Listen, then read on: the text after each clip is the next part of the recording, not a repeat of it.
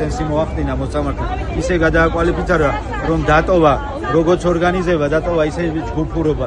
უბრალოდ განაჩენის წლების შემცირების გზით წავიდა და ესეც გააკეთა თავის ამომრჩეველს საარჩევნო დრო დაუმტკიცოს რაღაც ჰუმანიზმის ნიშნები არსებობს თითქოს ამ ხელისუფლების პირობებში.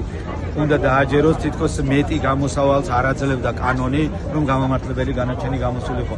ეს არის სრულად პოლიტიზირებული გადაწყვეტილება, ეს სასამართლო არის პარტიული სასამართლო და ჩვენ უნდა ვიბრძოლოთ იმისთვის, რომ ეს ხელისუფლების ორგანოები, სასამართლო, პროკურატურა, პოლიცია პარტიის ფუნქციონირებიდან გამოუგელიჯოთ და სახელმწიფო სამსახურში ჩავაყენოთ. ანუ ჩვენ ბრძოლის მეთოდებსაც უნდა გადავხედოთ. აუცილებლად საჭირო არის ბოიკოტის მკაცრი და ხისტი ფორმები, გაფიცვებისა და ბოიკოტის ხისტი და მკაცრი ფორმები. სრულად ჯდება როგორც საქართველოს კანონმდებლობაში, ისე საერთაშორისო სამართლის ნორმებში. ბრძოლა არის ხისტი საჭირო.